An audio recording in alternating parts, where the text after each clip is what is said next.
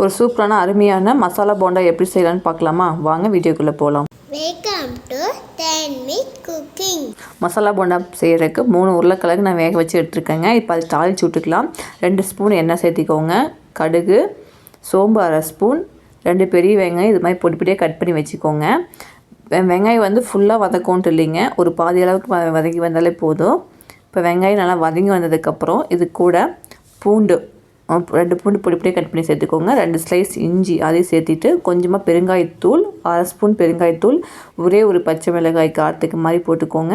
இப்போ இதெல்லாம் நல்லா வதங்கி வந்ததுக்கப்புறமா கொஞ்சமாக மஞ்சத்தூள் 1/2 ஸ்பூன் கரம் மசாலா தூள் போட்டு நல்லா வதக்கி விட்டுக்கோங்க. இப்போ நல்லா வதங்கினதுக்கப்புறமா இது மாதிரி இப்போ 3 உருளைக்கிழங்க வேக வச்சுட்டுருக்கு. அது 1க்கு 2 மறித்து விட்டுக்கோங்க. மறித்து விட்டு அதில் சேர்த்திக்கோங்க. இப்போ அதில் நல்லா கலந்து விட்டுக்கோங்க. அதுக்கு தேவையான அளவு உப்பு சேர்த்திக்கோங்க. பார்த்துட்டு உப்பு சேர்த்திக்கோங்க. உப்பு சேர்த்திட்டு இதெல்லாம் நம்ம கலரி விட்டதுக்கப்புறம் கடைசியில் ஒரு கைப்பிடி அளவு கொத்தமல்லி தழை சேர்த்திங்க அப்படின்னா நல்லா அந்த மனம் நல்லாயிருக்கும். இப்போ அதுக்கு நல்லா கலந்து விட்டு அடுப்பை ஆஃப் பண்ணிக்கலாங்க. அவ்வளோதான், நல்லா அடுப்பு ஆஃப் பண்ணிடலாம். இப்போ அடுப்பு ஆஃப் பண்ணிவிட்டு அது ஆறட்டும். இப்போ நம்ம வந்து மாவு ரெடி பண்ணிக்கலாங்க. கடலை மாவு 2 கப் எடுத்துருக்கேன். 2 கப்பு கடலை மாவுக்கு 1/4 கப் அரிசி மாவு கரெக்டாக இருக்குங்க.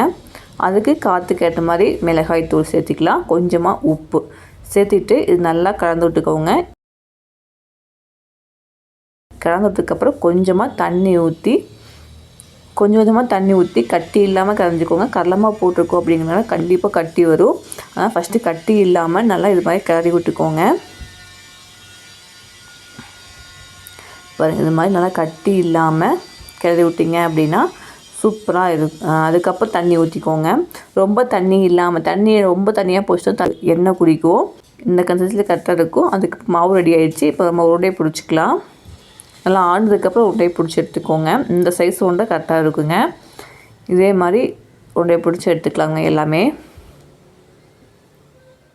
இப்போ பாருங்கள், சூப்பராக இது மாதிரி உருண்டையை பிடிச்சி வச்சுக்கலாம். ஃபஸ்ட்டு உருண்டையை பிடிச்சி வச்சிட்டிங்க அப்படின்னா டக்கு மாவுக்குள்ளே போட்டு எண்ணெய் காஞ்சதுக்கப்புறம் போட்டு எடுத்துக்கலாங்க. இப்போ எண்ணெய் காஞ்சிட்ருக்கு. பாருங்கள், சூப்பராக ரெடி ஆகிடுச்சு. எண்ணெய் நல்லா காஞ்சதுக்கப்புறம் போட்டிங்க அப்படின்னா சூப்பராக இருக்குங்க. அவ்வளோதான், மாவுக்குள்ளே போட்டு இந்த மாதிரி தெவட்டி உள்ளே போட்டுக்கலாம். அவ்வளோதாங்க. எண்ணெய் காஞ்சதுக்கப்புறம் போட்டாச்சு. போட்டதுக்கப்புறம் நல்லா கிளறி விட்டுக்கோங்க. நம்ம வந்து ரொம்ப நேரம் அதை குக் பண்ணணுன்ட்டு இல்லை. நம்ம ஆல்ரெடி உருளைக்கிழங்கு இதெல்லாம் வந்து நம்ம வேக வச்சு தான் போட்டிருக்கோம். அது கொதி அடங்குனையுமே நம்ம வந்து போண்டாவே எடுத்துக்கலாங்க. அவ்வளோதான், ஒரு சூப்பரான அருமையான மசாலா போண்டா ரெடி ஆகிடுச்சு.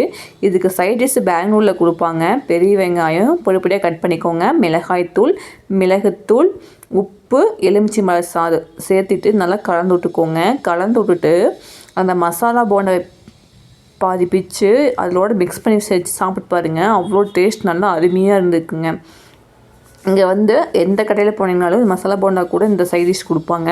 அவ்வளோ அருமையாக இருக்கும். அந்த லெமன் சாரோட புளிப்பு சூப்பராக இருக்குங்க. லைக் பண்ணுங்கள், ஷேர் பண்ணுங்கள், கமெண்ட் பண்ணுங்கள், சப்ஸ்கிரைப் பண்ணுங்கள். பாய்.